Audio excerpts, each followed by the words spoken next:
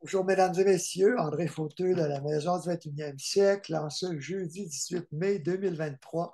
J'ai le plaisir d'être avec Denis Tanguay, qui est un blogueur qui brasse la cage. Et Denis, tu étais quoi, directeur général de la Coalition canadienne de l'énergie géothermique, je crois, c'est ça? Exactement, de 2005 à 2016. Bon, donc tu es un interlocuteur privilégié pour parler de géothermie. Il y a un nouveau programme qui s'appelle Logivert chez Hydro-Québec. C'est un petit peu mélangeant parce que il n'a pas encore été lancé. Et quand on va sur le site, il y a trois PDF. On peut trouver clientèle résidentielle pour la rénovation, entreprise d'installation qui parle entre autres de géothermie, tandis que le premier volet n'en parlait pas, mais en rénovation, on a accès à des subventions pour la géothermie quand on passe par entreprise d'installation. Et aussi pour les constructeurs, entreprises en construction, le consommateur va avoir accès à la subvention pour la géothermie. Donc, quand on voit ici, tant pour la rénovation que la construction, euh, thermopompe géothermique, voici, on parle de 1000 750 par 1000 BTU de puissance à l'heure au niveau de la géothermie. Puis, bon, Ouais. écoute, je vais revenir à toi. Les gens pourront patauger là-dedans, mais je veux savoir, qu'est-ce que tu penses de cette offre-là d'Hydro-Québec? C'est-tu une subvention qui est justifiée pour toi ou est-ce qu'on fait juste subventionner les riches qui ont des grosses maisons qui consomment trop d'énergie? Ben écoute, c'est une excellente question parce que, tu sais, moi, de 2005 à 2016, là, pendant 12 ans, j'ai vu passer tous les programmes qu'il y avait au Canada, là, dans toutes les provinces, y compris le gouvernement fédéral. Puis, dans le pic des programmes de subvention, on a atteint, je pense, à l'époque, c'était 11 000, mettons 12 000 pour faire des chiffrons, pour un système qui coûtait en moyenne 25, 30, 35 000. Mettons 30 pour la moyenne. Fait que on subventionnait à peu près 30 dans le pic là, des systèmes. OK. Et ce Là, que c'est j'ai pas. constaté à l'époque, Mhm. oui, Mais là, Hydro, il me parle plutôt de 50 à 60 avec le nouveau programme du coût du montant total du projet. ouais, mais sauf qu'il y a un petit, il y a un petit détail. Je vais juste finir ce que je disais. Donc, à l'époque, c'était à peu près 30 de subvention. Puis ce qu'on a constaté, c'est qu'après 4 5 ans, il y a eu comme un plateau. Donc, on avait atteint, selon moi, ce qu'on on avait rejoint la tendance naturelle de croissance à long terme. Donc, puis j'ai déjà fait une étude là-dessus en 2014, je pense. Non, 2017, pardon. Puis, dans le fond, ce que je concluais, c'est qu'on avait tout simplement devancé des gens qui l'auraient installé dans les années suivantes quand tu regardes le tendanciel. Donc, il y a eu un pic, il y a eu un creux, puis par la suite, on est revenu au tendanciel. Donc, ça a eu zéro impact sur le marché, tant qu'à moi, tous les programmes qu'il y a eu pendant 12 ans. Euh, bon, ça, c'est la conclusion à laquelle j'en arrivais. Là, quand je regarde le programme d'Hydro, il y a deux composantes, comme tu l'as bien dit. Il y en a un que c'est pour les entreprises d'installation, puis l'autre, c'est pour les constructeurs. Donc, maison neuve, maison existante. Quand je regarde le document pour les installations, donc l'installateur, on parle de 750 par 1000 BTU, effectivement. Un système, en moyenne, prenons-le à 3 tonnes, donc 36 000 BTU. On parle de, bon, j'ai pas le calcul, là, mais 28 000, mettons, de subvention. Euh, c'est quand même énorme.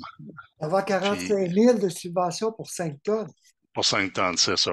Mais il y a une petite phrase dans le programme qui m'a fait titiller, c'est que ça dit, Hydro ne paiera pas plus que 100% de, de- du coût d'installation.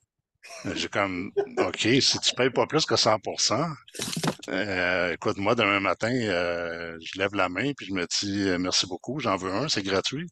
Vous distribuez des systèmes géothermiques gratuits. J'en veux un chez moi, là. Il y a un Ça, c'est clair. entrepreneur qui m'a dit hier, c'est ridicule, ils vont créer beaucoup trop de demandes, on ne pourra pas fournir, puis ils nous payent pour faire de l'argent. Ben, en plus, il y a une clause qui dit effectivement que l'installateur reçoit 1000 $ de bonus pour remplir des papiers, là, dans le document. Je Fait que pense qu'ils vont moi, je aller regarde chercher ça. Ils vont rajouter Oui. combien de systèmes par année? Des douzaines, des centaines? Écoute, il y a la capacité d'installation de l'industrie là, qui est pas énorme. Là. Essaie d'appeler un frigoriste présentement pour installer un climatiseur chez toi, tu vas attendre 2, 3 mois, peut-être. En tout cas, pendant la pandémie, c'était l'horreur. Là. Fait, avoir un frigoriste, ça s'est pas amélioré selon moi. Là. Il y a de la main-d'œuvre, on n'invente pas plus en réfrigération Le- qu'ailleurs dans le marché. Là. Et le but d'Hydro-Québec, sa priorité, c'est de baisser la demande de pointe. Est-ce que la géothermie va réduire tant que ça? Parce que ça ne fournit pas 100% des besoins de chaleur sur un hiver. Ben, effectivement, moi, tu sais, à l'époque, j'ai vu passer 18 000 systèmes géothermiques sur mon bureau. Là. On a certifié 18 000 systèmes. J'en ai pas vu un seul sur les 18 000 qui était conçu pour fournir 100% de la demande annuelle d'énergie. Ce que ça veut dire, c'est que l'hiver, quand il fait froid, le système géothermique est augmenté avec des éléments électriques qu'il y a dans la thermopompe. Et là, on va parler de 10, 15, 20 kilowatts et qui vont embarquer là, bang instantanément quand il va faire froid, à la pointe d'hiver, quand Hydro-Québec veut réduire la pointe. Mais c'est ça. Est-ce que Donc, ça la réduit? Est-ce que la géothermie va réduire un peu la pointe? L'élément électrique va-t-il être allumé pour 100% de la pointe, 50% de la pointe? ben, c'est on ou off l'élément électrique. Là. Quand le système géothermique fournit plus pour te donner la quantité de chaleur pour laquelle le thermostat est fixé, mettons 23 degrés ou 22, ben, l'élément électrique va dire, bon, mais je manque d'énergie, je suis pas capable de fournir ça, paf, les éléments embarquent. Puis, tu sais, ça peut cycler aussi, là, fait que c'est imprévisible comme comportement à la pointe. Puis, un système géothermique, ben, tu fermes pas ça comme une switch on-off, là. C'est pas comme une plainte électrique. Ce qui fait que je comprends pas l'objectif de... Si l'objectif est de réduire la pointe, la géothermie, c'est pas le bon outil. Puis, en plus, ça vient comme faire le contraire de ce que d'autres programmes d'Hydro-Québec, comme ILO, tentent de faire, ou la tarification dynamique, où là, oui, effectivement, avec ILO, tu baisses les thermostats ou tu les fermes à la limite. Ça baisse l'appel de puissance. Même chose avec la tarification dynamique. Donc, tu as deux programmes qui sont subventionnés assez généreusement, qui viennent tout simplement s'annuler en termes d'impact sur la demande de pointe, selon moi. Bon, il faudrait faire des analyses plus pointues, là, mais si tu regardes la technologie, ce qu'elle fait, ben c'est ça. Il y en a une qui augmente la pointe ou qui peut pas être réduite à la pointe, puis et qui embarque à la pointe. C'est ça le pire, c'est que elle est pas là, cette demande-là, latente, sauf quand il fait froid. Quand il fait froid, la demande embarque avec les éléments électriques. Donc, je comprends pas, honnêtement, là. Euh, Mais c'est quoi qu'il faut faire? Il y a les accumulateurs thermiques, où il y a des subventions, ça serait bien, mais là, c'est deux gros systèmes, l'accumulateur et la géothermie. Est-ce qu'on ne pourrait pas faire juste les accumulateurs et thermopompe à air ou même un poêle au granule? Là? Ben, c'est ça, il y a d'autres options. C'est parce qu'à un moment donné, tu as des objectifs environnementaux, je peux comprendre. Tu as des objectifs de contrôle de l'appel de puissance, je peux comprendre tout ça. Mais il y a une logique en bout de ligne qui est une logique financière aussi. Tu peux mettre un système géothermique avec un accumulateur de chaleur, puis regarde, t'es rendu à 60 000, là. Est-ce que ça vaut la peine pour une maison qui consomme 3 000 d'électricité par année? Non. C'est comme si c'est pas logique économiquement. Puis, tu sais, l'exemple que je donnais, j'ai un chalet dans les Laurentides. J'ai 14 thermostats dedans, là.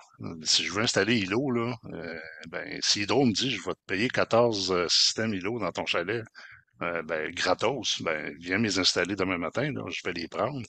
Mais sinon, actuellement, ils vont m'en subventionner un à moitié, aux trois quarts, puis le reste, je vais devoir payer un électricien pour venir installer tout ça. Alors que là, j'effacerais de la pointe, puis je diminuerais ma consommation quand je suis pas là. Euh, mais ça, c'est pas subventionné, mais on va me payer de la géothermie. Tu sais, je comprends pas, là. Tu sais, à un moment donné, je peux comprendre chaque programme pris individuellement, et qui ont chacun un impact quelconque ou positif sur l'ensemble d'Hydro, mais mis ensemble, à un moment donné, tu as des choses qui se contredisent puis qui s'annulent. Et là, ça devient incompréhensible. Il y a pas mal d'éléments parce que ILO fait partie, là, on va bonifier les subventions si les gens adhèrent à ILO, entre autres. Bonification de 25 avec un engagement au service ILO. Euh, mais là encore, si tu à la campagne, tu as un poêle à bois, un poêle au granule, un foyer, tu l'as réduit, la demande de pointe. Moi, je fais ça tout l'hiver. J'ai Ben, c'est ça, j'ai deux thermopompes et mon foyer qui marche en temps froid. ben, voilà, c'est ça. Mais Travailler tu sais, à moi, ma...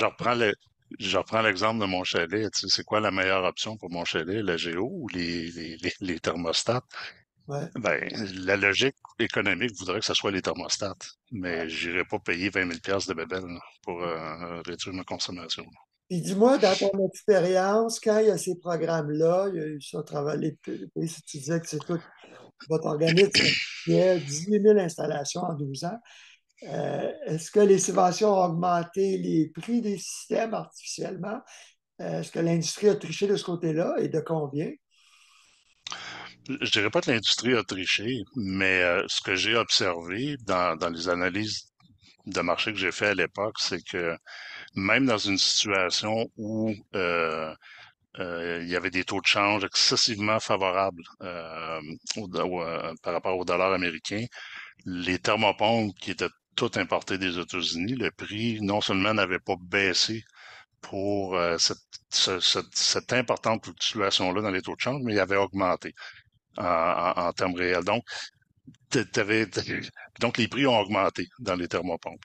Et tu avais quand même relativement une compétition assez saine à l'époque. Tu avais plusieurs manufacturiers, quatre ou cinq qui, chacun d'entre eux avait peut-être, bon, le plus gros avait peut-être 40-50% de part de marché, les autres 20, 15, 10, bon, dans ces eaux-là. Fait que tu arrivais avec cinq manufacturiers qui contrôlaient à peu près 90% du marché de la thermopompe. Depuis ce temps-là, tous ces manufacturiers-là ont été achetés par un manufacturier européen qui continue à fonctionner sous 15 ou 20 noms de marques différentes. Donc, tu as un manufacturier. Alors, moi, je me mets à la place de ce manufacturier-là. Je vois un programme comme ça. Je me tape sur les cuisses parce que je me dis, si je vendais mes thermopompes 2000 $ aux distributeurs, ben, regarde, je vais les mettre à 3000, sachant très bien que les autres vont aller récupérer à l'autre bout. Fait que tu viens d'exporter de l'argent, là. Carrément. Ça sent Euh, ouais.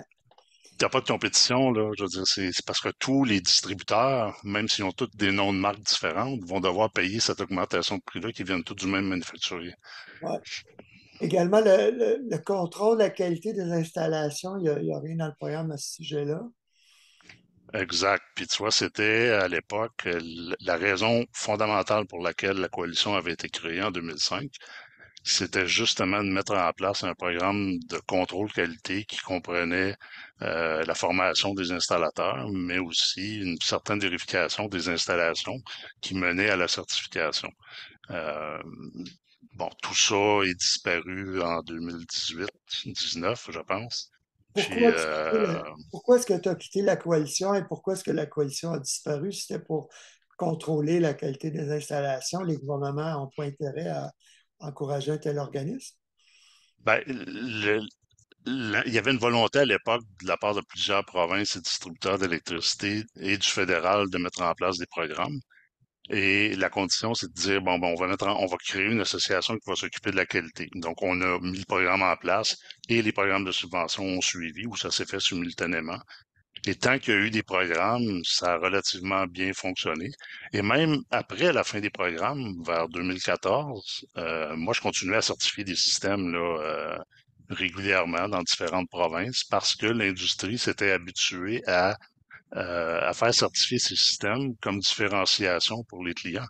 Le client voyait que le système était certifié, puis ça leur donnait comme une plus-value ou un certain contrôle sur la qualité et la gestion des risques. Bon, moi, j'ai quitté en 2016. J'ai eu une autre occasion au niveau international de gérer une autre association. Puis, bon, je suis pas trop au courant de ce qui s'est passé par la suite. Je pense que l'association a fermé 2, 3 ans plus tard. Euh, voilà. Donc, c'est un peu ce qui s'est passé. Alors, les subventions ont disparu, puis l'association a suivi par la suite. Il n'y a pas de Et contrôle voilà. d'activité indépendant en ce moment des installations en géothermie. Non, ben, pas à ma connaissance. Il n'y a Et, aucune inspection municipale, puis il y a rien de ça. et c'est quoi donc le risque pour les clients d'Hydro-Québec ou pour le contribuable québécois qui est actionnaire d'Hydro-Québec d'avoir des programmes comme ça qui donnent des subventions si généreuses, 50 à 60 de la valeur du système? Ben là, on parle de 100% de la valeur du système potentiellement, là. Oui, Hydro dit C'est, 50 à 60, mais qui ne dépasseront pas 100. ouais, mais quand tu mets une ligne dans le programme en disant je dépasserai pas 100%, Mais ils ont dit c'est on, 750 du 1000 des PUA. moi, je connais le comportement des agents économiques, là. J'ai une maîtrise en économie, puis j'ai étudié beaucoup l'économie, là. Ben, si tu dis je paye pas plus que ça, tu peux être garanti que tout le monde va s'arranger pour que ça arrive à peu près à ça. Euh, donc, euh, donc moi, je m'attends pas à c'est une baisse des prix, puis je m'attends à ce que ça subventionne 99,9% du prix des systèmes. Fait que quand tu as un programme qui fait ça, le risque pour le client est quasi nul. Pour le client, ben pas pour les autres clients d'Hydro-Québec ou bon, moi je pense que c'est un peu injuste dans le sens où si t'as pas le genre de bâtiment ou si t'as pas l'espace ou peu importe pour avoir un tel système, ben tu vas continuer à payer puis tu vas payer pour les frais qui ont servi à subventionner les systèmes géothermiques. Oui, parce qu'aussi, Euh, Hydro-Québec va à la Régie de l'énergie, présente ses dépenses, ses économies, dit, bon, j'ai mis tant de millions, peut-être, dans un système géothermique, hmm. ce volet-là là, de la subvention, et les hausses des tarifs sont en fonction de ces investissements-là, n'est-ce pas, en efficacité énergétique? Ça, c'était dans l'ancien temps, avant la loi 24. Ben, M. Fitzgibbon nous a dit au Stade olympique récemment, j'ai organisé un sommet sur l'efficacité et la transition énergétique. Il y avait Mme Jamidro, Christine Beaulieu, qui le questionnait, puis il a dit, ouais, on devrait peut-être redonner la responsabilité à la Régie de l'énergie. Ben, on C'est une n'aurait grosse jamais dû. patate chaude. Ben, on aurait peut-être jamais dû lui enlever parce que, tu sais, il y a une raison pourquoi il y a des régies de l'énergie partout en Amérique du Nord. C'est justement pour analyser ce genre d'idées-là, tu sais. Puis encore là, tu sais, je dis pas qu'Hydro a pas eu une bonne idée, mais l'emballage qui est autour de l'idée est peut-être pas idéal, puis peut-être pas la bonne non plus. Puis honnêtement, moi, j'ai jamais vu un programme qui payait 100% du prix d'une installation, là. J'ai jamais vu ça, là. Puis je les ai tous vus, des programmes de géothermie sur la planète, là, pendant 12 ans, là. Puis, tu sais, le plus généreux qu'il y avait à l'époque, c'était un programme de crédit d'impôt aux États-Unis qui allait jusqu'à 30%, jusqu'à 30 000 je pense. Euh, tu sais, bon, c'était un peu la même affaire. On donnait les systèmes, puis les gens en voulaient pas, là. Tu sais, c'est comme, ça a déjà été tenté quelque chose de cette ampleur-là, puis ça n'a pas marché. Donc, il n'y aura pas de transformation des marchés parce qu'on donne des systèmes, puis il n'y aura pas d'impact sur la gestion de la pointe, à part d'avoir un impact négatif, tant qu'à moi. Puis, ben, plus tu vas installer de la géo, plus tu vas avoir besoin de capacité de production ailleurs, alternative, où il va falloir que l'eau fonctionne vraiment fort pour contrebalancer l'impact de ça. Tu sais, fait que Ben, c'est ce genre d'analyse-là que la régie aurait faite, ben là, ça se fait plus. Puis ça oui, arrive des fois de faire des fausses balles, puis soigner dans le beurre. ben ouais. Là, c'est peut-être ce qui est arrivé, là. On n'a peut-être pas focusé correctement. C'est ça, j'ai hâte de voir les réponses des économistes à ce sujet-là, mais j'ai parlé à l'ingénieur Martin Roy, Oui. euh, qui siège depuis 15 ans sur le Comité fédéral des normes, les futurs codes du bâtiment, qui, d'après lui, devraient dépasser nouveau climat là, d'ici quelques années au Québec. Les gens se construisent des monster house trop vitrés qui vont être désuètes dans 3 ans. Mais il me dit que le prix du forage a explosé même avant qu'Hydro annonce son programme. Peut-être l'industrie le sait aussi qu'il y a un programme qui s'en vient. Ça fait des mois qu'il le sait. Mais qu'est-ce que tu dis au consommateur qui veut embaucher un entrepreneur? Ça a l'air qu'il y a certains qui... il y en a un, Denis Boucher de Géoconsultant, pour le nommer. Il me disait, on fore en diagonale comme une étoile, puis ça coûte moins cher, ce type de forage-là. C'est pas tout le monde qui fait ça. Ben, c'est pas tout le monde qui a la technologie ou la machinerie pour faire ça. Euh, Tu sais, oui, ça coûte moins cher, mais ça demeure à la limite marginale. Tu sais, quand tu dois mobiliser des équipements pour aller faire un forage, ben, tu as déjà énormément de frais en termes de pourcentage de ce que ça va coûter à ce niveau-là. Et ainsi de suite. Donc, oui, si tu es capable de couper 10, 15, 20% sur le coût de forage, peut-être, mais quand tu as un programme qui dit je m'en fous, je vais payer tout de toute façon. C'est quoi l'intérêt d'un foreur de baisser ses prix ou de trouver des technologies qui vont faire baisser les prix? Il y en a zéro. Ouais, mais pour le Euh, consommateur, lui, qu'est-ce que tu lui conseilles? ben, le consommateur, si tu lui donnes un système gratuit, il va le prendre. Il n'est Pour pas l'autre installé par qui... n'importe qui. Pardon? Comment trouver un bon installateur? Ah, ben là, c'est beaucoup. Moi, les références, je te dirais, c'est à peu près tout ce qui reste. Tu demandes des références à l'installateur, puis tu parles autour, tu essaies de trouver des gens qui ont un système, puis tu t'informes qui l'a installé, ça va-tu bien? Tu vas voir à la limite l'installation dans le sous-sol de la personne. Tu sais, là, t'es 100% responsable du contrôle de la qualité à ce moment-là, parce qu'il y a personne pour t'aider dans cette démarche-là. Ouais. Il faut que tu fasses confiance à tes intervenants. Tu sais, puis les foreurs, les installateurs, les distributeurs, c'est des gens foncièrement honnêtes, mais il y a toujours des pommes pourries. Puis c'est toujours pour ça qu'on avait des systèmes en place pour faire du contrôle qualité. C'était justement pour maintenir l'intégrité de l'industrie puis préserver la réputation des gens qui travaillent bien, Ouais, parce que ça n'en prend juste 1 ou 2% qui travaillent mal, puis ça va détruire l'industrie. tout à fait. C'est pas nécessairement de la malhonnêteté autant que de l'incompétence. J'ai un ami qui est un abonné, autrefois qui est devenu un ami, qui a pris deux de mes formations pour une consultation avant de se construire. Puis moi, je n'y avais pas recommandé de la géothermie, mais il en voulait, donc il en a mis. Puis là, ses factures, il les trouvait bien élevées dans sa maison neuve. Puis en fait, c'est l'installateur, il n'a pas mis le bon contrôle électronique, puis l'élément partait tout le temps. Puis la Mm. géothermie ne partait pas assez souvent. Bon, ben, tu vois, c'est un exemple d'élément électrique incontrôlable, là. Tu sais, puis, mais quand il fait froid, il va embarquer ça, je peux te le dire. Ouais, Mais effectivement, si tu peux avoir toutes sortes de choses qui peuvent arriver, comme dans n'importe quel genre d'installation ou de technologie. Mais tu sais, juste pour, je sais que tu le sais, là, mais les gens qui travaillent en efficacité énergétique depuis 30 ans, comme nous, ça ne nous rajeunit pas. Tu sais, il y a une séquence d'événements ou une séquence d'actions que tu peux prendre avant d'en arriver à prendre des solutions technologiques comme la géothermie. Tu sais, moi, les fenêtres de mon chalet sont dues pour être remplacées, là. Tu sais, c'est 30 000 de fenêtres probablement, ou 20 000, ou peu importe. C'est sûr que c'est ça que je devrais faire, c'est remplacer mes fenêtres.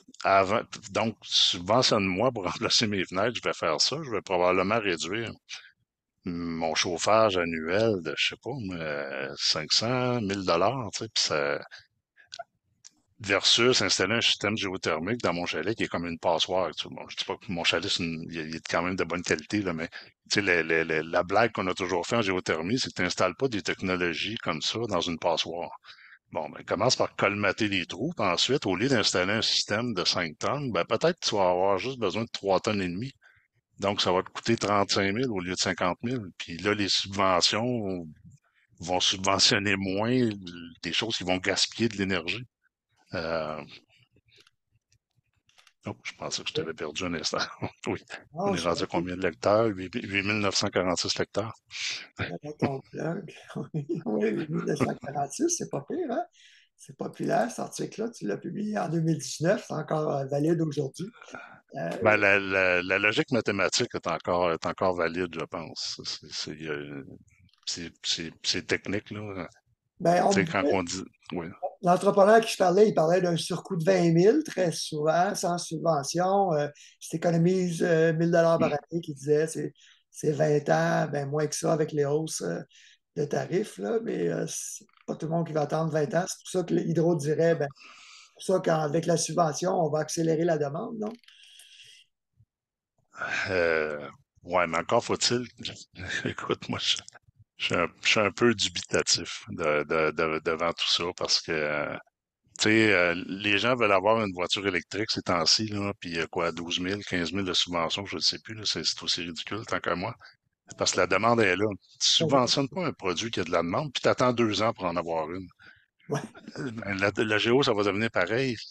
Avec des conditions comme ça, il va y avoir un backlog de demandes, puis regarde, tu vas attendre longtemps, puis fait que c'est quoi l'objectif? Est-ce que c'est de créer un nouveau marché pour une technologie, puis de s'assurer qu'il y a un, il y a un marché qui se maintient dans le temps, ou tu veux juste faire je sais pas moi, quelque chose à court terme qui va avoir un impact mitigé, puis on va revenir dans un cycle là, d'installation de système qui va baisser, puis monter, baisser, monter. Puis quand tu regardes le tendanciel, ben, tu n'auras pas eu un impact sur le tendanciel, tu vas juste avoir devancé des installations, puis ensuite créer une dépression, entre guillemets, dans le nombre d'installations. C'est pas bon pour les installateurs ou les foreurs non plus, là. ouais, Tu crées une demande artificielle, puis ensuite, tu les incites quasiment à détruire leur propre marché pour les années à venir, tu sais, versus avoir un marché qui est stable. Euh, donc, je le sais pas. Je suis pas convaincu par la nature de ce programme-là, là, honnêtement, là. ben, moi, je me rappelle, c'est là que ça nous vieillit. Au début des années 90, j'écris dans le domaine depuis 89, il y avait le programme des maisons performantes de Ressources naturelles Canada, Mhm, puis le programme Maison Saine de la SCHL, puis on parlait beaucoup de géothermie à ce moment-là, qu'on pouvait résoudre 70 des coûts de chauffage avec la géothermie, mais des enveloppes très performantes. Et là, les dernières années, les thermopompes à air avec des onduleurs, là, on dit inverter en anglais. mhm. Donc, l'efficacité des thermopompes aérothermiques s'est améliorée, puis on est à au moins 30 d'économie de chauffage versus 50 à 60. Pour être réaliste sur le terrain avec la géothermie, Ben, moi, je te dirais, si on a 50, c'est beau, là, parce que, tu sais, le- pendant des années, l'industrie disait, oh, il y a une thermopompe avec un COP de 4.1. Ah, j'en ai une nouvelle à 4.2. Ah, ouais, mais la prochaine génération est à 4.4. le coefficient de Ouais, performance, ouais, c'est pas sur tout l'hiver, ça, c'est ben, quand il fait -5 ou je sais pas trop. Ben, c'est un coefficient de performance déterminé dans un laboratoire sur un bench test à une température fixe une fois dans le temps, puis that's it. À quelle Mais température? La température moyenne de l'hiver? non, je me rappelle pas c'est quoi, là. Je me rappelle pas c'est quoi. C'est pas à moins Je 30.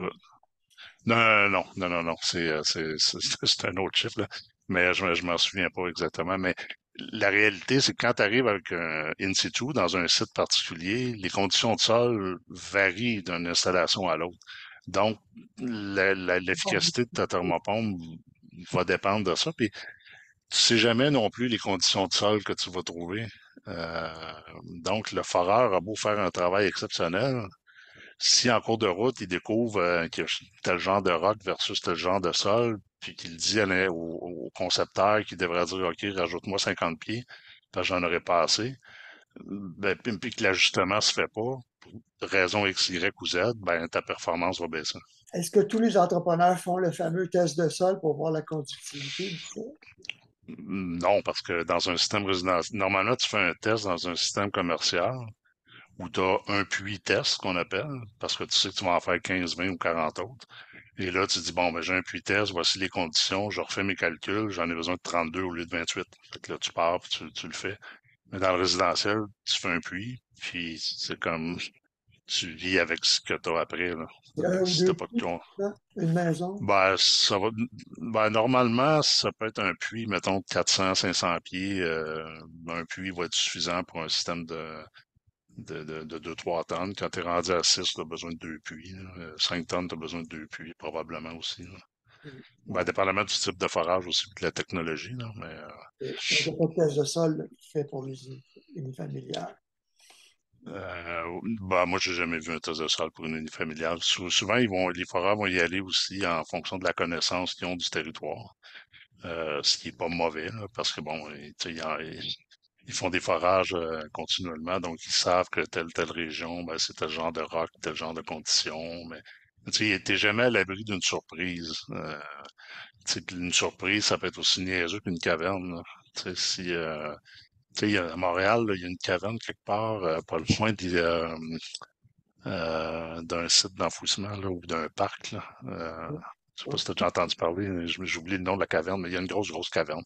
Puis, ben, évidemment, c'est bâti au-dessus, là. Fait que si toi, tu as une maison au-dessus, puis tu décides de te faire un système géothermique, tu pars, puis tu arrives en plein milieu de la caverne, ben, tu vas pomper du grout, là, le matériel pour sceller le puits. Il y a Tu moins de verras temps. jamais, ça va être comme un puits sans fond, tu sais. Il y a de Ça la. peut arriver, Ah ouais. tu sais, ça peut arriver. Euh, Ouais. donc, tu le sais pas. Fait que t'as un risque à ce niveau-là aussi, mais honnêtement, j'en ai jamais vu là, pendant, Et donc, pendant que j'étais à la coalition, mais excusez un instant, ben, j'attendais. Là. Oui, allô, je suis en entrevue. On se reparle. Euh, et donc, j'imagine que les entrepreneurs, ils se laissent une marge de manœuvre et ils vont surdimensionner les systèmes. Est-ce que c'est 3 fois sur 4 qui vont faire ça? ben, tu sais, c'est pas une science exacte dans le sens où les thermopompes, ça vient en fraction de demi-tonnage, là. Fait que tu vas avoir 2 tonnes, 2 tonnes et demie, 3 tonnes, 4. Bon. Fait qu'à un moment donné, c'est comme tu peux pas être précis, dire je dimensionne à 95% tout le temps parce que la maison diffère, puis le tonnage de tes pompes, ils viennent en fraction, là. Fait que Donc, les options, il n'y a pas de fraction, c'est 3, 4 ou 5 tonnes. ben, c'est des tonnes et demie aussi, tu sais, t'as 3 tonnes et demie, 2 tonnes et demie. Ben, enfin, à l'époque, c'était ça. J'imagine qu'ils continuent à en faire de cette façon-là. Mais Ouais. t'as pas 2,3, 4 tonnes, par exemple. Tu Non, vas non. avoir 2,5. Fait que Mais déjà là, faut que tu vives avec ce que t'as. Puis la maison, ben c'est jamais clair ça non plus. Tu sais, tu fais une estimation des pertes thermiques d'un bâtiment. où est-ce qu'ils font vraiment Euh, des bonnes simulations à ce niveau-là, des bons calculs avec les bons logiciels? C'est quel logiciel qu'il faut utiliser? écoute, à l'époque, ils utilisaient des logiciels de... C'était quoi donc dans le programme Éco-énergie? Ils utilisaient... écoute, non, on recule loin là. C'est quelqu'un qui Je a me quand souviens même les pas. moyens, ce qui devrait se payer une simulation indépendante avec un ingénieur, parce que Martin Roy, l'ingénieur Ouais. qui est spécialité là, au niveau de lead et tout ça, il me disait qu'il faut que tu conçoives pour 70% de la charge à -24, -25, je pense. Ouais, ben c'est la norme, c'est ce que la norme, c'est ASA 448 qui est la norme sur la géothermie dit. Donc, tu vois, déjà là, la norme a dit design à 70% de manière à assurer, si ma mémoire est bonne, 90% de la demande annuelle, des besoins annuels de chauffage ou d'énergie du bâtiment, là. Ah, le Fait que 70% partant très fois, ça donne 90% sur l'hiver au complet. OK. c'est ça. Fait que t'as ça, ou c'est peut-être rendu à 95, là, je sais plus, mais Et donc, c'est l'élément pas électrique, 100%. donc l'élément électrique ne devrait pas allumer plus que 5 ou 10% du temps, si c'est bien conçu et installé. Ben, combien de jours dans l'hiver ou dans une année, il y a une pointe hivernale critique pour Hydro? 5% du temps? Ouais, il a été Donc, publié l'hiver dernier. ça va être ça va être ce 5% du temps-là. OK. Mais, mais l'année passée, ça aurait pas été un problème, j'imagine. Euh, mais peut-être que l'année prochaine, ça va en être un. J'ai eu les chiffres aujourd'hui de Sandrix Bouchard pour l'hiver 2022-2023 qui était plus chaud que la normale. La clientèle participant à la tarification dynamique a contribué pour près de 60 heures, tandis que les clients de Hilo ont été sollicités pour environ 80 heures. Donc, il y a eu 18 événements de pointe pour le crédit hivernal et 16 pour le tarif flex, tarification dynamique, et 19 pour le défi Hilo. Donc, 80 heures dans l'hiver où Hydro devait demander aux gens réduisez le thermostat, parce que sinon, nous, il faut qu'on importe l'énergie à fort prix. Fait que ça, c'est 0,1%. 0,1%, oui, 80 heures. Sur 8760, mettons, là. Nous faisons des chiffrons, là.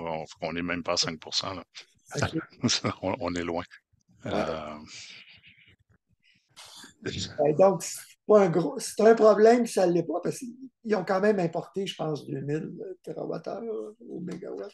ben, c'est sûr qu'il y a un paquet d'options dans le portefeuille. La question, c'est de savoir compte tenu de toutes ces options-là qu'il y a à la disposition d'Hydro, y compris le fameux appel à tous en disant on est dans le chenoute, baissez vos thermostats, qui a toujours fonctionné à merveille, puis ils sont allés chercher, quand ils faisaient ça, des 500 mégawatts, 800 de mémoire, je me trompe peut-être, là, mais c'est quand même pas anodin, là.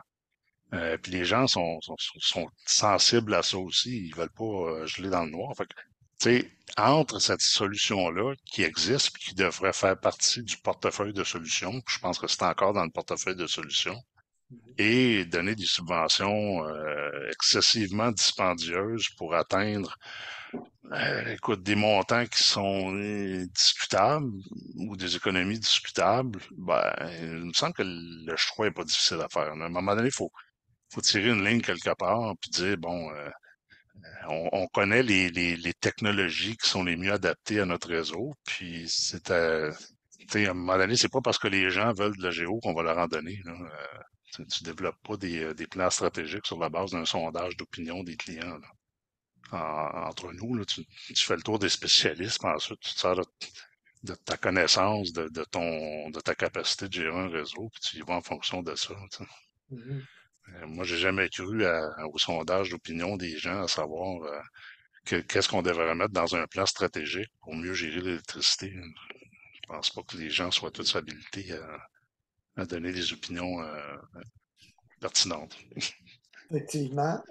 Les gens se demandent pourquoi on exporte si on manque d'électricité. Il faut comprendre qu'Hydro fait quand même des gros profits à ce niveau-là et on aide à décarboner la Nouvelle-Angleterre, l'État de New York.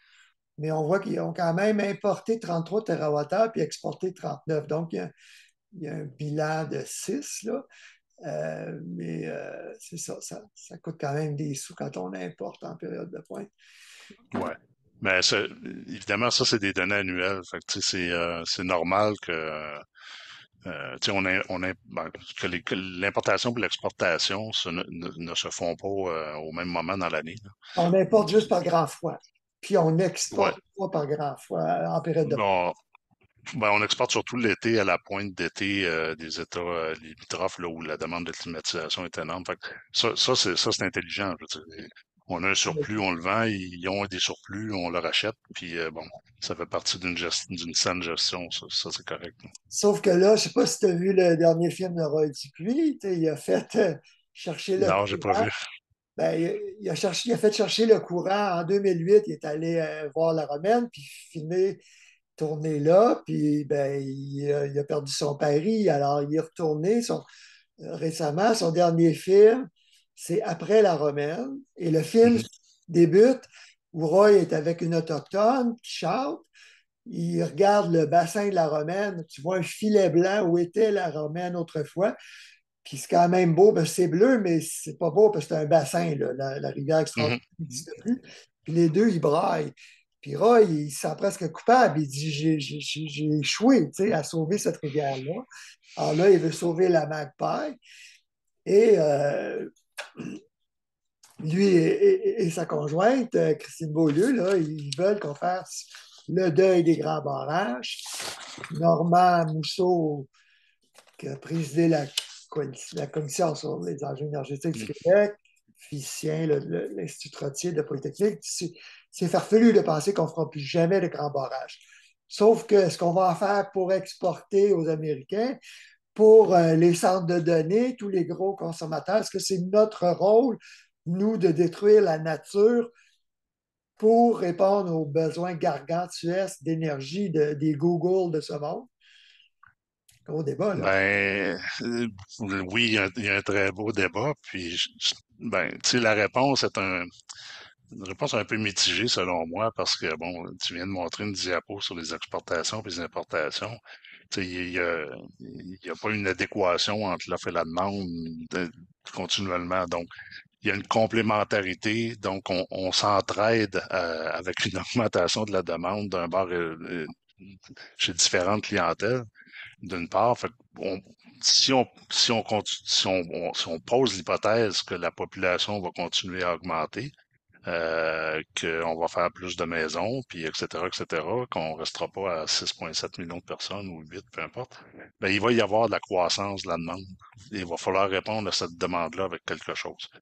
Et je n'exclurais pas, moi, la nécessité d'avoir des grands barrages.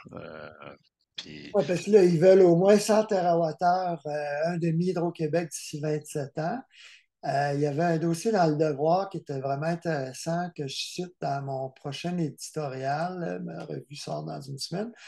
Et puis, c'est que les gens doivent réaliser qu'un un grand barrage, c'est 9 TWh typiquement. Le mhm, nucléaire, c'est 6. Et puis, si on regarde l'éolien et le solaire, l'éolien, c'est un parc éolien, c'est 4 TWh, puis une centrale solaire, c'est 1 TWh. Et je disais, les chiffres là, dans le monde, juste pour l'Allemagne, là, c'est comme à tous les jours, il faut qu'on bâtisse des parcs éoliens, des parcs solaires. Ça prend énormément d'espace. Ça a beau être le plus propre. C'est l'hydroélectrique qui est rapport qualité-prix puis dommages environnementaux, après l'efficacité énergétique, évidemment, là, qui est le moins dommageable.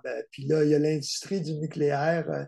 J'échangeais avec notre grand expert montréalais, la Coalition canadienne pour responsabiliser le nucléaire, puis que l'industrie court encore après les subventions. L'industrie nucléaire est encore en train de mourir, puis ils veulent nous faire à croire que leurs nouvelles petites centrales nucléaires sont plus propres, moins dommageables, moins chères, mais ils disent que c'est de la foutaise.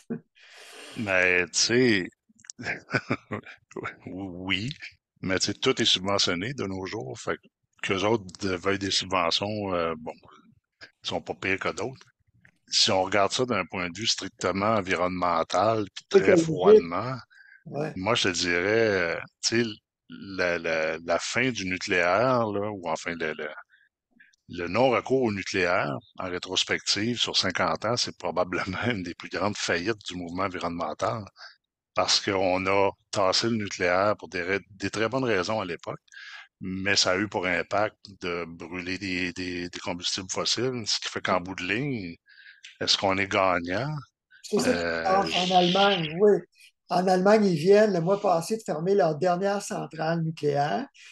Puis il y a la Russie, le moratoire sur euh, le boycottage de la Russie. Alors, je ne sais pas comment ils ont fait pour passer l'hiver en Europe, là, mais c'est le gros débat. Qu'est-ce qu'on fait en Allemagne et ailleurs? Ça va être le nucléaire. Là, ils ont parti une centrale au charbon. Et de ben, c'est ça. Tu vois, si on avait gardé centrales nucléaires fonctionnelles, ben oui, il y a des risques, là. Mais c'est quoi le plus grand risque, là? Qu'on augmente la température de la planète de 4 degrés ou qu'à un moment donné, on soit obligé je sais pas, de couler du béton par-dessus une centrale nucléaire. Tu sais, il y a pas de bonne réponse ou de mauvaise réponse, mais tu sais, ce que ça nous dit, cette expérience-là, ou en tout cas ce constat-là par rapport au nucléaire, quand tu le mets dans une perspective de plusieurs années, c'est que la meilleure solution, c'est d'avoir un panier de solutions, puis, puis de les maintenir possibles tout le temps. Tu sais. Moi, c'est ce que je pense. Là. Je suis pas pro une technologie plus que d'autres, mais je me dis toutes ces technologies-là existent. Puis dans la mesure où on a des besoins qui sont croissants, ben faut trouver une façon de les utiliser de façon optimale entre elles, combiner entre elles ou euh, individuellement, là, dépendamment de l'endroit où tu te trouves. Là.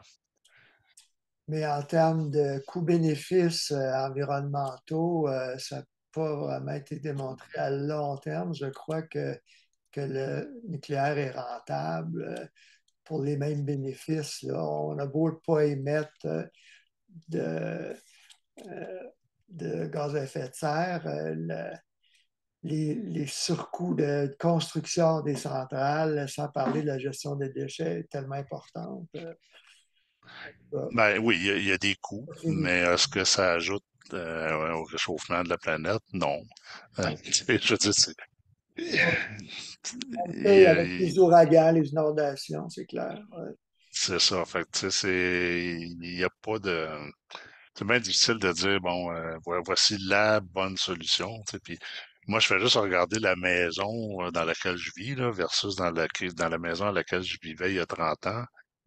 Juste en te regardant, là, ou en faisant cet appel-là, là, j'ai deux ordinateurs de brancher, j'ai un écran de télévision, j'ai mon portable qui est en train de se recharger, j'ai un radio qui est en stand-by, je vois la petite lumière d'allumer. J'ai un paquet de, de consommation d'énergie latente dans la maison, qui est tous les appareils avec des petites horloges électroniques qui consomment de l'énergie en continu, sans Ouais. compter mes switches, ces murs où j'ai une petite lumière pour me dire qu'elle est où la nuit quand je veux l'allumer. On n'avait pas ça il y a 40 ans, là. Fait que, ça, c'est notre comportement individuel. C'est juste à l'échelle de ma maison, mais multiplie ça par 3-4 millions de maisons. Est-ce qu'on a besoin de 100 TWh? Pas sûr. Mais on a des besoins d'avoir toutes ces bébelles-là. Fait que, à un moment donné, ça va coûter quelque chose, puis il va falloir... puis là, on a nos chars électriques en plus maintenant, là, tu sais, qui viennent s'ajouter dans le décor. Comme ça, ils disent qu'ils ont assez de jus si les gens ne rechargent pas en période de pointe. Puis ça va être le gros débat. Est-ce qu'il va y en avoir des tarifs plus élevés pour tout le monde en période de pointe? Il y a un vice-président d'Hydro-Québec qui me disait non, il n'y aura pas de. On ne le fera pas parce que c'est pas, il n'y a pas d'acceptabilité sociale, à moins Hmm. d'avoir vraiment des compensations pour les locataires et tout ça qui n'ont pas de contrôle sur l'isolation des bâtiments, évidemment, et les pauvres là, qui ont des maisons mais qui ne peuvent pas les réisoler. On ne peut pas monter à 20, 30, 50 sous le kilowattheure en période de pointe pour tout le monde. On verra Non, bien. tu sais, je pense que, ben oui, effectivement, on peut pas faire ça. On ne peut pas éteindre le Mais, tu sais, chauffage de ces bâtiments-là là, en période de pointe. euh, non, mais il y a une affaire qu'on peut faire, puis qu'on aurait dû faire il y a bien longtemps, puis, tu sais, on l'a tous dit, là, à un moment donné dans nos vies, là, nous, les spécialistes d'eux, là. Tu sais, le code du bâtiment, puis construire des maisons, regarde, tu le sais, là, t'as un magazine là-dessus, là, depuis quelques décennies. Ben, personne n'a jamais osé mettre en place des mesures pour dire on va améliorer le patrimoine bâti pour être plus efficace au niveau énergétique, pour toutes sortes de raisons, bonnes ou mauvaises. Puis là, on est rendu à un point où on dit, ah ben tiens, il y en a qui ont eu l'idée du siècle là, récemment. Là. Ils ont dit, on va retoucher le code du bâtiment, puis on va améliorer les maisons. Il est à peu près temps. Qu'est-ce que tu sais, ça fait 40 ans qu'on en parle. Oui, il faut que les gens comprennent. Moi, c'est depuis, ça va faire 30 ans l'an prochain, le magazine. En 83, le Québec était la première province à rehausser ses normes d'efficacité énergétique, son règlement, euh, suite aux recommandations du fédéral. En 2012, quand on l'a rehaussé, c'est loin, 83, 80, en 2012, Ouais. on était une des dernières provinces. Et Ben oui, j'ai un de mes blogs là-dessus d'ailleurs. ouais, puis on est en retard sur l'Ontario. On a vraiment l'air fou. Je pense que c'est 30 des maisons neuves en Ontario qui sont certifiées Energy Star, qui ressemblent à Nouveau Climat. Donc, on a un grand Ouais. retard de ce côté-là. Parce que, quoi, pourquoi? Parce que l'énergie coûte pas cher, on n'est pas pressé, c'est ridicule. Ouais, puis j'ajouterais là-dessus que les 30% de maisons en Ontario qui sont faites selon ce standard-là ont été inspectées 30 fois pendant la construction. Oui, oui, il n'y a pas d'instruction Donc municipale. on peut croire que les bâtiments Ils sont vraiment vont étanches. donner le rendement qu'on anticipe Oui, au Québec. Moi, je crois pas. Là. Tu sais, c'est quand t'as pas d'inspection, regarde, tu fermes des murs, puis oui, oui. C'est pour ça que ça prendrait un test d'infiltrométrie obligatoire. Puis, ouais, ou des inspections. Là. Tu sais, c'est la oui, vie. les Tu inspectes les maisons. municipalités. Il faudrait que les villes aient des budgets pour ça, parce qu'ils n'en ont pas au Québec, contrairement à l'Ontario et d'autres provinces. Ouais. Ben, je veux dire, on n'est pas plus niaiseux que l'Ontario. S'ils ont des inspecteurs en Ontario, on devrait en avoir au Québec. Ah non, mais on construit mieux au Québec, tu sais. On a des Ça, c'est clair. meilleurs budgets. Est-ce que tu vas te citer là-dessus, là? Ouais, non, c'est ce que l'industrie dit. On a une bonne réputation historique au Québec. Ouais. Ouais, c'est pour ça qu'on toutes les semaines, on voit des bâtiments qui pognent en feu parce que il y a des foyers qui n'avaient pas été raccordés ou des. Tu sais, Oui. Ben là, il moi, y a j'ai un des de mes condos amis qui que. s'effondrent. Tu as vu à Boisbriand, il y a des condos qui pourrissent et qui s'effondrent aussi, hein, qui ont 5 ans. Ben oui. Ouais. Puis, tu sais, regarde, tu viens de perdre 400 000, 500 000. Là. dans une affaire de même. Ouais, C'est un peu honteux puis scandaleux comme société qu'on- que des choses comme ça se passent puis qu'on réagit pas, là. Tu sais, ouais. Ben, il y a un programme qui est extraordinaire qui s'appelle Renault Climat. Moi, je dis à tout le monde, si tu construis, tu devrais faire certifier, homologuer, comme on dit aujourd'hui, par le programme Mhm, Novo Climat. Puis je dis aux gens, si tu construis et tu ne te fais pas certifier Nouveau Climat, tu te tires dans le pied. Tu n'as pas de subvention, tu n'as pas d'inspection indépendante, isolation, étanchéité, ventilation. Puis en rénovation, ben, tu as des subventions si tu veux faire l'évaluation Réno Climat avant et après travaux. Et exact. Hydro-Québec n'exige pas ça, le fameux test de vitrométrie avec son programme Logiver. Donc, est-ce que ça va vraiment. Est-ce qu'il y a un contrôle de qualité dans ce programme-là? C'est ce qu'on se demande. Ben, moi, j'en vois pas. Puis, tu sais, on revient à la question de la passoire. C'est que le test d'infiltrométrie, ce qui servirait à faire, c'est de dire, dans ce bâtiment-là, ce qui est mieux, c'est d'isoler puis de changer les fenêtres. Point. Pas de faire de géo, mettons. Euh, tu sais, ça permettrait d'améliorer les bâtiments. De Puis cibler les travaux les plus payants. exactement. Puis si après ça, le propriétaire décide de s'ajouter d'autres bébelles, ben au moins ça va se faire sur un bâtiment qui a de l'allure. Puis tu sais, ça ajoute de la valeur à la maison. Tu sais, fait que, tu sais, cette logique-là, on dirait que ça n'a jamais été présent dans les programmes. T'évaluais pour te donner une option de travaux, mais tu les catégorisais pas en le disant ça, c'est obligatoire si tu veux faire ça. Ce que je dois dire aussi, c'est qu'ils ont quand même un certain succès Renault Climat qui a été lancé en 99 en même temps que Nouveau Climat. La demande était très forte, mais là, elle va s'effondrer de 50 à cause du programme Logivert. C'est les échos que j'ai. Et autrefois, comme moi, j'ai eu Joël Legault qui a été le premier qui a fait mon évaluation. J'en ai eu six, là, Renault Climat, là, depuis 1998. Lui, il me disait, voici les travaux les plus rentables.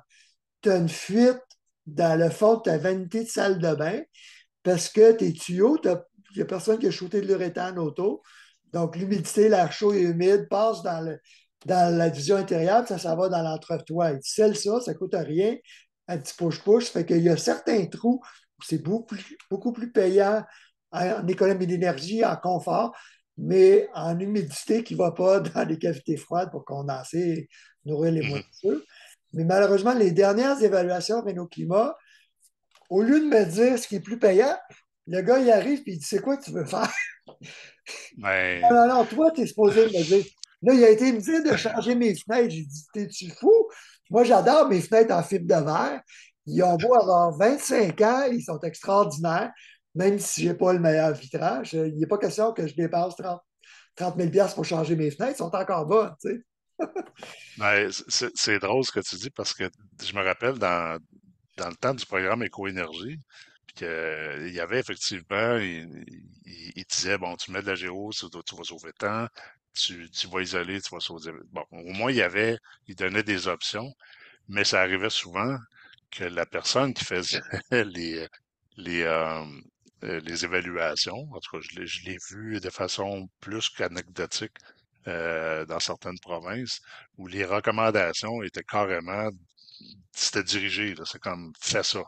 Au lieu de faire ça, tu sais, tu avais déjà un choix qui était fait par la personne qui faisait l'analyse, parce que par en arrière, il y a quelqu'un qui se faisait récompenser la quantité de ventes qu'il faisait en fonction de ses évaluations. En fait, tu as toujours des risques aussi dans ce genre de programme-là, mais au moins, tu sais, Ben, les ça fait évaluateurs partie. Renault Climat, je ne pense pas qu'ils font ça parce qu'ils n'ont aucun lien avec les entrepreneurs dans Renault Climat, c'est indépendant.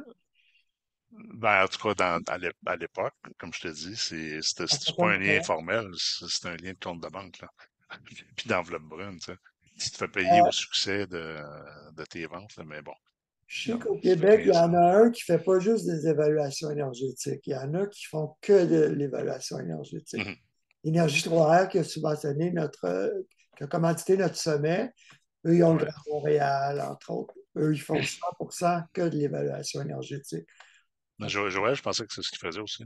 Juste de Joël l'évaluation à l'époque. Legault du Bois sur Ouais. la rive sud, ben, eux, ils font plusieurs choses. Ils font de l'inspection pré-achat, des choses comme ça. Énergie 3R, ils font pas d'inspection pré-achat, ils font pas Ok. de travaux. Ouais. Ben, moi, L'exemple que je te parle, c'était dans une autre province. ouais, ouais, ouais, au Québec, on est Non, non, mais c'était vraiment dans une autre province. plus compétents et plus honnêtes au Québec. Denis Tanguay, c'est un grand plaisir de te parler. Le temps passe vite, mais je vais devoir y aller. Ben oui, ben oui.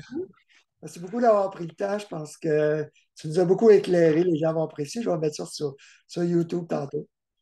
Bon, ben, toute l'affaire au complet? Ouais. Bon, ben, c'est bien. OK. Merci, Denis. Au plaisir. Ben, merci, André. Salut bien.